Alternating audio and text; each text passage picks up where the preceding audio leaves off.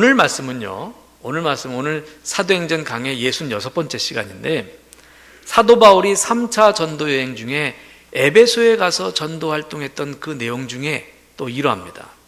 오늘 본문 앞에 지난 시간에 바울이 에베소에 갔을 때에 일어났던 것을 우리가 좀 봤어요. 에베소에 바울이 갔을 때 이미 예수를 믿는 12명 정도의 제자들을 만나게 됩니다.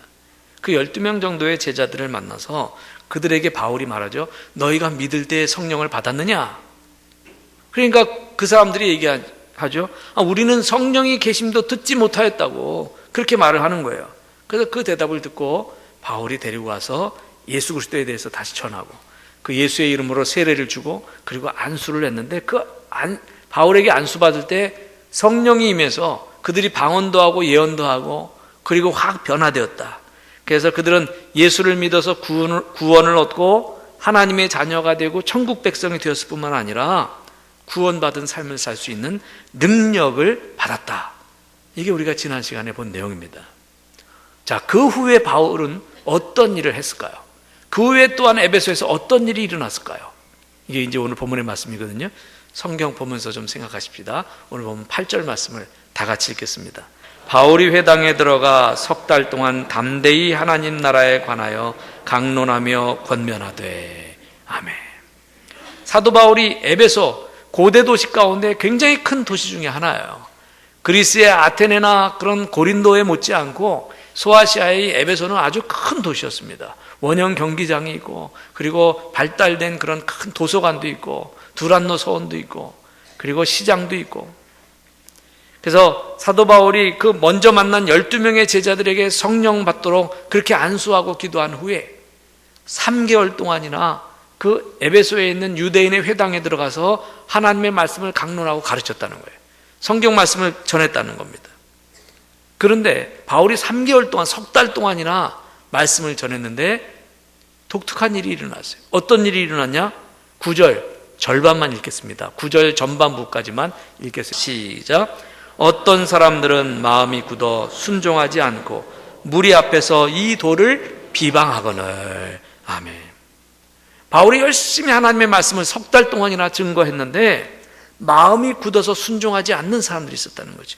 성령의 역사가 있지만 인정하지 않으려는 그런 사람들, 오히려 바울이 말씀을 전하는데 방해하는 사람들이 있었다는 거예요.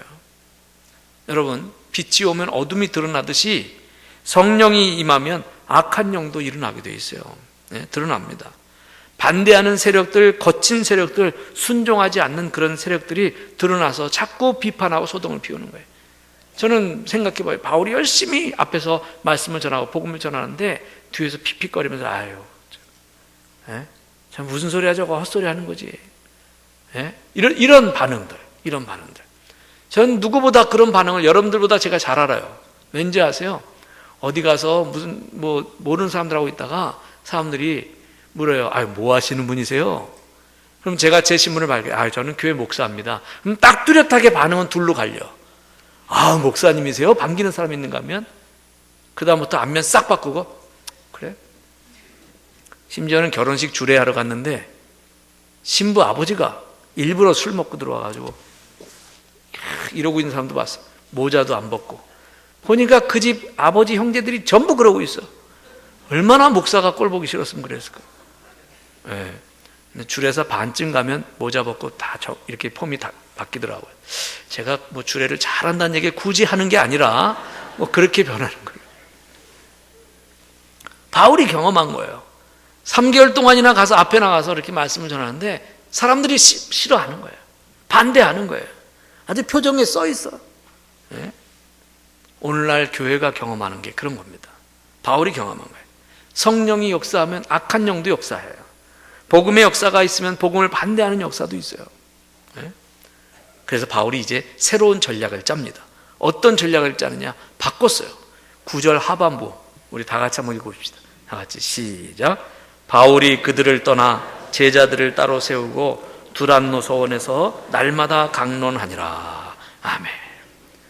회당에 들어가서 3개월 동안 전도해보니까 반대가 워낙 심하고 그래서 생각을 바꿨어요. 어떻게 생각을 바꿨냐? 바울이 그들을 떠나, 바울이 그 회당을 떠나, 바울이 그 자기를 반대하는 사람들이 많이 있는 그곳을 떠났다는 거예요.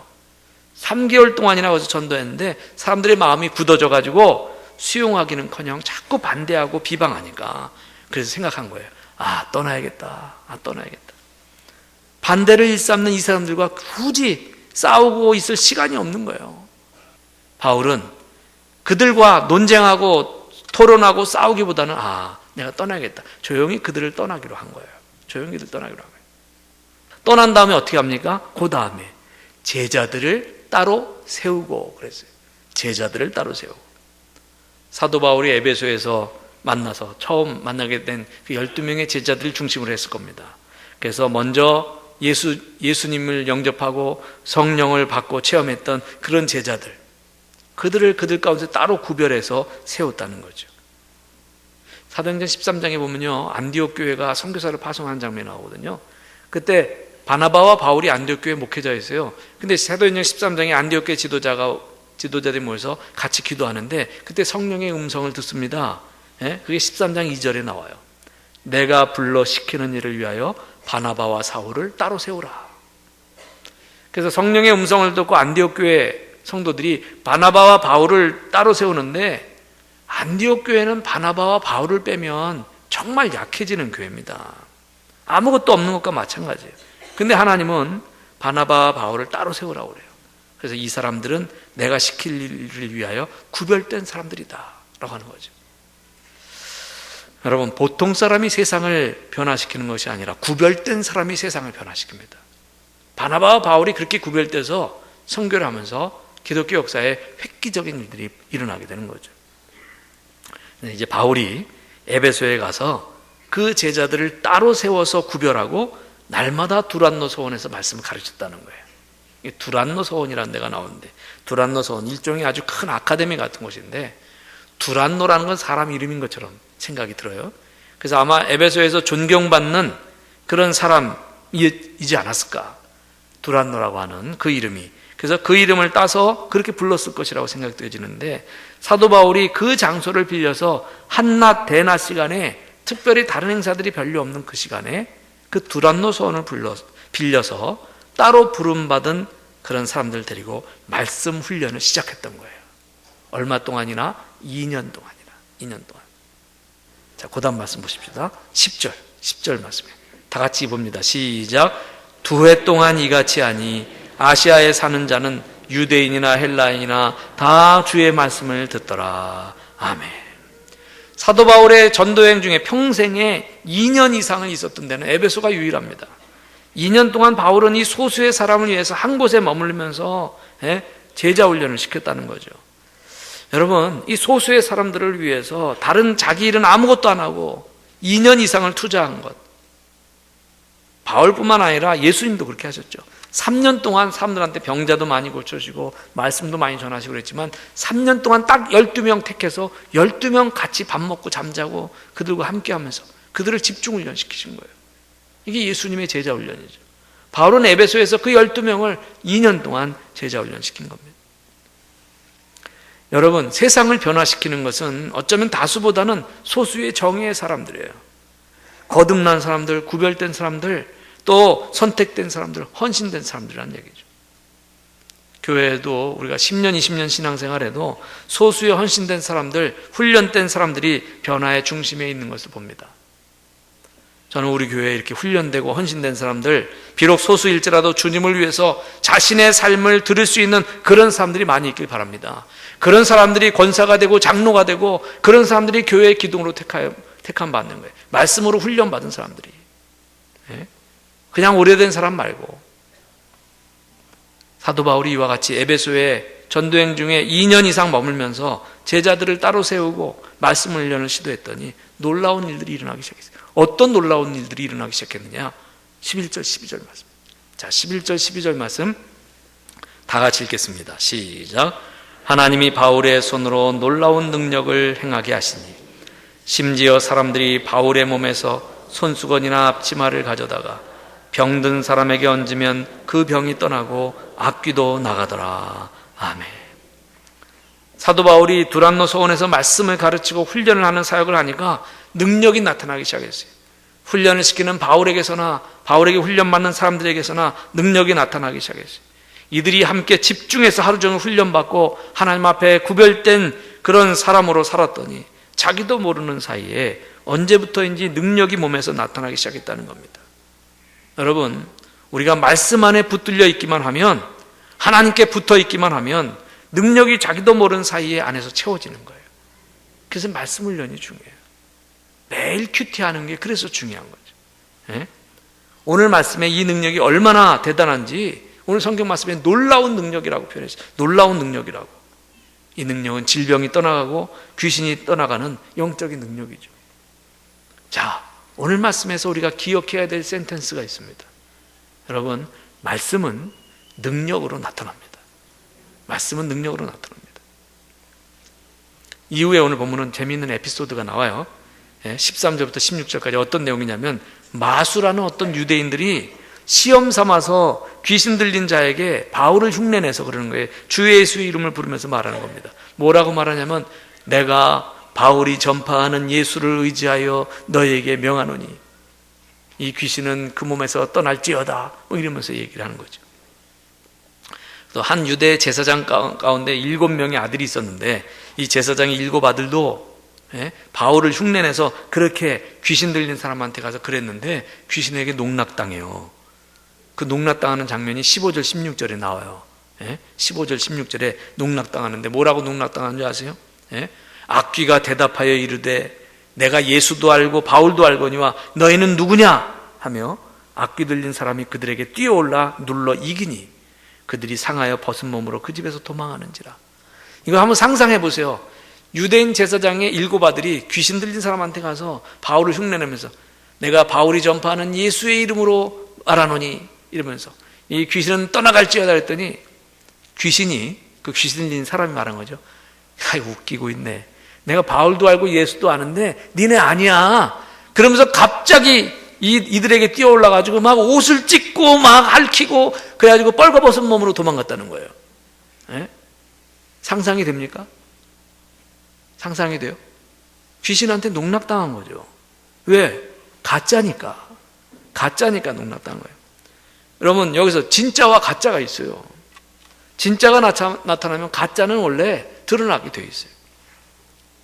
바울이 전하는 예수의 이름을 빙자해서 귀신을 쫓으려고 했더니 마수라는 유대인들, 유대 제사장의 아들들 다 가짜였어요. 여러분, 복음은 모방되지 않습니다. 성령의 능력은 모방되지 않아요. 가짜 꽃은 모양은 있을 수 있지만, 같을 수 있지만 향기를 낼 수는 없어요. 아유, 목사님 향수 뿌리면 돼요. 요즘은 향수 뿌리면. 향수 뿌려도 벌은 안 날라와. 아이, 그래도 향수 뿌리면 날라와요. 그럴 분이 계세요? 처음 날라왔다 속은 줄 알고 그 다음에 벌들이 안 날라와요. 우리가 교회는 나오지만 가짜 그리스도인은 되지 말아야 되겠다라고 하는 거예요. 가짜 그리스도인이란 뭘까요? 비슷한 사람이에요. 비슷한 기독교인. 우리가 교회에 오래 다녔어도 비슷한 그리스도인에 머물 수 있어요. 비슷한 그리스도인이 아니라 정말 확실한 그리스도인이 되시길 바랍니다. 자, 에베소에 있는 유대인과 헬라인들 사이에 큰 충격이 일어났어요. 이런 일들이 막 에베소에 벌어지니까.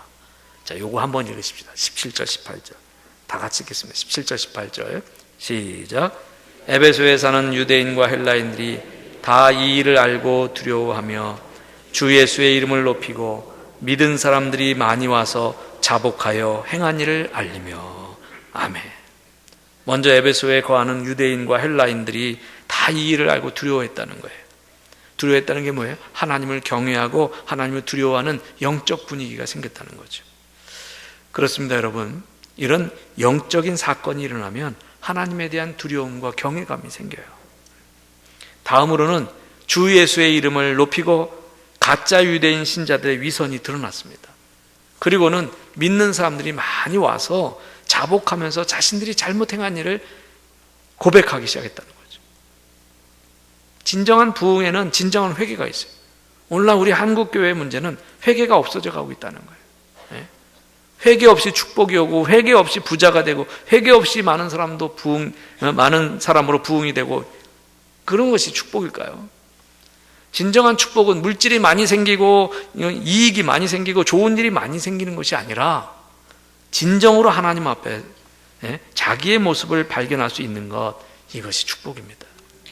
이것이 마음이 가난해지는 거예요. 네? 마지막 20절 말씀 한 절만 더 읽으십시다. 오늘 보면 20절 마지막 한 절 다 같이 시작. 이와 같이 주의 말씀이 힘이 있어 흥왕하여 세력을 얻으니라. 아멘. 얼마나 놀라운 말씀인지 모르겠어요. 주의 말씀이 힘이 있고 흥왕해서 세력을 얻게 되었다는 것이 바로 바울의 에베소의 두란노서 온 사역이었던 겁니다. 오늘 본문의 내용은 바울의 말씀 훈련의 사역이 능력으로 나타나서 에베소 교회가 초대교회의 든든한 교회가 되었다는 거예요. 초대교회의 든든한 교회가 됐어요. 적어도 100년 이상 유지되는. 예수님의 어머니 마리아도 에베소에서 신앙생활하다가 거기서 마지막을 보내셨고요. 그리고 제자들 중에 제일 오래 살았던 사도 요한도 에베소를 중심으로 사역을 했어요. 그 마지막 그 에베소에서 세월을 마쳤죠. 여러분 기억하십시오. 말씀은 능력으로 나타납니다. 에베소가 그렇게 해서 세워진 그런 교회가 되었다는 거죠. 2주 전에 제가 이전에 있었던 서울의 중국교회 여자 장로님 2분의 은퇴식이 있었어요. 주일 낮예배 시에 뭐 있었기도 하고, 또 떠난 목사가 관심 갖는 거 그거 별로 좋지 않다 생각해서 저는 어색하기도 하고 지나가려고 했는데 알게 됐어요. 저는 제가 있었던 교회 연락을 아예 안 해요. 괜히 그냥 또 이 연락해서 그런 끈을 갖게 되면 다음 목사님한테 부담도 줄 수 있는 것 같고, 그래서 아예 연락을 안 하는데 어떻게 그 2 여자 장로님 은퇴하는 것을 알았어요. 그래서 제가 지금까지 살면서 제가 세운 장로님 가운데 여자 장로님이 곧 딱 2분인데, 제가 세운 장로님이기도 하고 그동안에 있었던 일이 생각나서 난합은 2개를 보냈어요. 그래서 각각 그 아무개 장로님 그동안 수고하셨습니다. 제천제일교회 안정현 목사. 그래서 난합은 2개를 보냈더니 그냥 이렇게 사진 찍은 영상이 이렇게 왔는데 보니까 예배당에 다른 거는 다 다른 데다 놓고 딱 2개를 거기다 놨더라고요. 그냥 전교인이 다 보이도록 2개를 그렇게 거기다 놓고 예배를 드렸더라고요.